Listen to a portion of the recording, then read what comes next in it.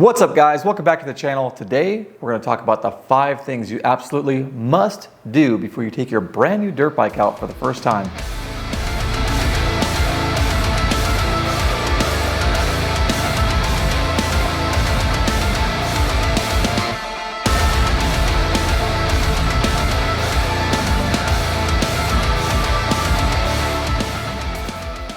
If you're new, welcome. My name is Charles, owner of MX Revival and mxrevival.com. And if you're not new, you're probably wondering what the hell this YZF is doing in my shop. Well guys, you know me as a Suzuki loyalist, but I just got tired of waiting. I thought for sure in 24 we'd have a brand new RMZ 450. It wasn't the case, so here we are for now. But don't worry, the RM250s are still here. I will never get rid of those. But never mind all that. Today we're going to go through this brand new 2023 YZ450F and give it the best chance of survival right from the very start. Everything we touch on today will be something I've earned and learned from all of my over 20 years enjoying dirt bikes. Now it would be crazy to think that there are only 5 things you need to do before you ever take your new bike out. So go ahead and add on to my list in the comments below if I don't go over that one thing you'd love to share with everyone today. Now I'd also like to point out that these 5 tips today will also pair well with a used bike. In some cases, this applies to a used bike even more than a brand new bike because you don't know what it's been through or not been through in terms of service and care. So let's begin. Tip number 1 before you ever ride your brand new dirt bike, check all your fluids, brake fluid, coolant, and most importantly, above all, your oil. Yes, you absolutely want to make sure your bike has the proper amount of oil in it. If you don't check this, you are basically leaving it to chance, although most of the time it's fine, but somebody else looked over your bike and assembled it for you. So the only real way to know is to check yourself. These bikes are getting stupid expensive, so be sure to protect your investment with a simple oil level check. Now, there are a few different ways to check your oil. Most modern bikes are actually coming with a sight glass on the side of the engine case now, which is really nice. Other bikes, like some older 2-strokes and maybe some modern ones, are going to have an oil check bowl in the right side case as well. Obviously, if you have an oil sight glass in your engine, you can see straight through it. You know exactly where you stand with your oil. You can even see the color of it, so that's kind of nice as well. If you have a bike with a check hole, all you need to do is spin that bolt out, being mindful of that copper washer that you don't drop it, or if it's ruined, you replace it. And oil should come weeping out of that hole if the oil level is high enough. Now, if you'd like to avoid a mess, you can also tip your bike over to the side opposite your oil check hole. That way,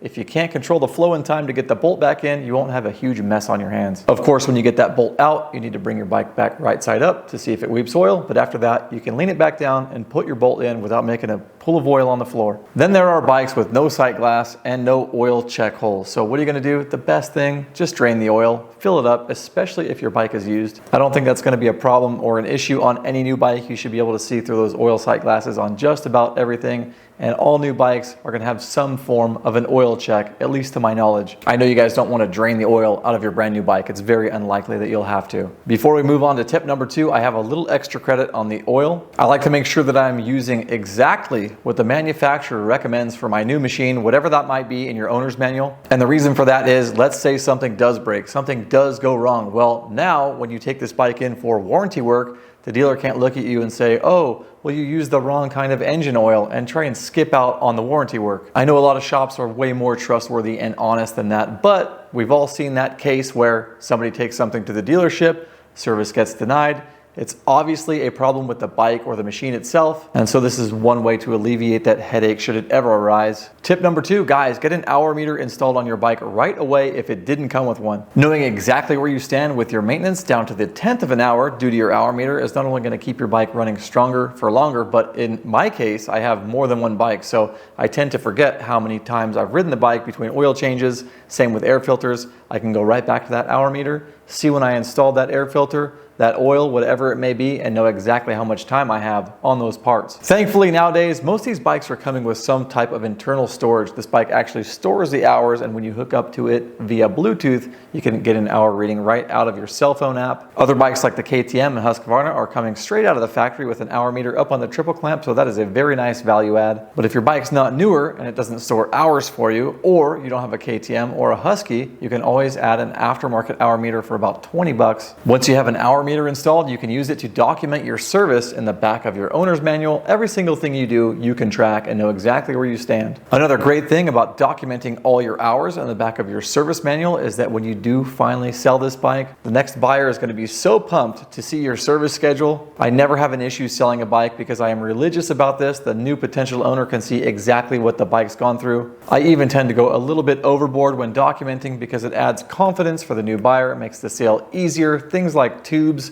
tires, stuff that doesn't really need to be on there, I definitely still track. Of course, things like aftermarket mods, number plate backgrounds, whatever it may be. Whatever the bike gets, I try and track it, no matter how minuscule it may seem at the time. And the last reason why this is so helpful is because sometimes things break. For example, in the past, I've put brand new exhaust systems on my bike. I document it in the service manual. Go riding a few times, maybe the hanger rips out of the canister or the spark arrestor breaks and falls out on the track. It has happened. Both of those things have happened to me. Well, now I can see in my manual that I've only got 5, 6, 7 hours on this part. I can get with said exhaust company and say, hey, I've got a problem, what do you think? And 9 times out of 10, it's warranty work. It doesn't cost me a penny. And this has happened to me at least 3 times with exhaust systems specifically. So guys, track your hours. Unbelievably important tip number 3, guys, check your air filters. Just like engine oil, you do not know if this thing was installed properly during PDI. PDI is a pre-delivery inspection that the dealership does for you as soon as they get your bike out of the crate and onto the showroom floor. 99.99% of the time, this is going to be a non-issue, but guess what? That 0.01%, it's happened to me before. Once I bought a brand new bike, drove it straight out to one of my favorite riding spots, got curious while I was there right before I rode, popped the seat off, checked the air filter, 0 oil, completely bone dry. I was actually pretty shocked by that, and luckily there was a store inside this riding area. I was able to rectify the issue. The problem in this scenario, even though the dealership didn't do a good job, is that this is still 100% my fault. Had I just been proactive at home and popped the seat off real quick, I wouldn't have been in this position in the first place. So guys,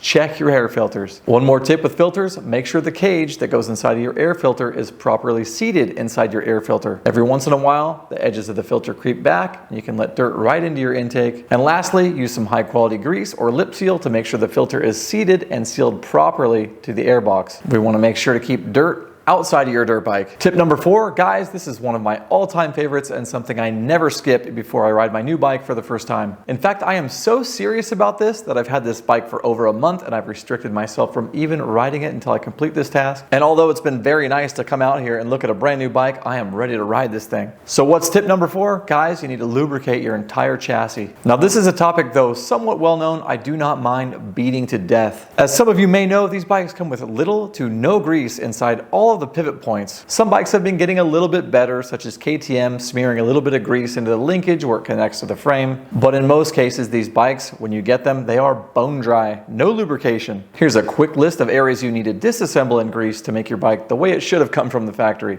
We've got our steering bearings up in the head tube. We have all 4 pivot points of the linkage system. We have our swing arm main pin, upper and lower shock bearings where applicable. You can even go so far as to grease your wheel bearings if you'd like. The wheel bearings are a little bit more involved on Japanese bikes, as the drive side or the chain side of the rear hub usually has a double bearing, one stacked on top of the other, where KTM does not. So you'd actually have to remove the outermost bearing in the hub to get to the second one in order to grease it. So I'll give you guys a free pass on the wheel bearings if you're feeling a little lazy. After all, bearings are pretty cheap, and when they wear out prematurely due to not being greased, you'll at least have those new bearings out. You can pack them with grease and get them installed. Just make sure when you guys are greasing the bearings in your bike that you use a high quality waterproof grease, not some automotive white lithium, nothing like that. It has to be waterproof. This is going to help spare your pivot points between washes and any severe weather riding you do. And most guys are going to be able to get away with doing this just once a year, so it's not really a big deal. I know we've all seen that clapped out roach with the frozen swing arm or the wobbly front wheel, so don't be that guy that has to end his ride day early because of lack of maintenance. If you guys would like to learn how to break your bikes down piece by piece and step by step, as well as some cool tricks to actually act as a third set of hands while you're doing it, well then you're in luck, because I filmed a video just for you showing exactly that. I will leave it in the description below. Having said all that, that brings us to our last tip of the day, tip number 5. All right guys, tip number 5, we made it to the end. Truth be told,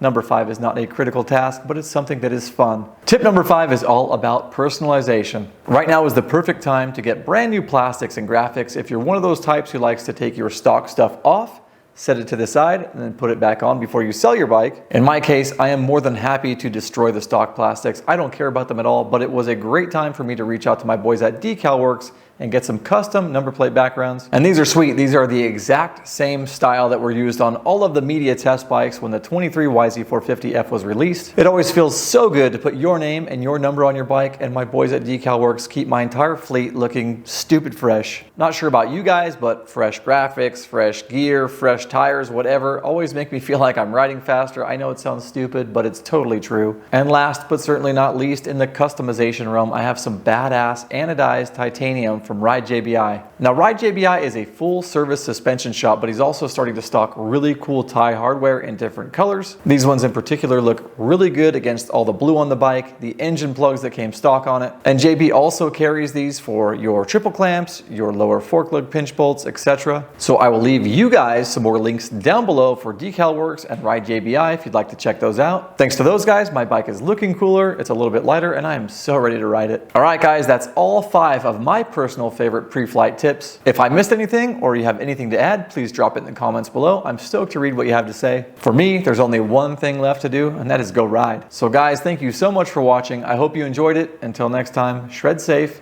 and I will see you soon.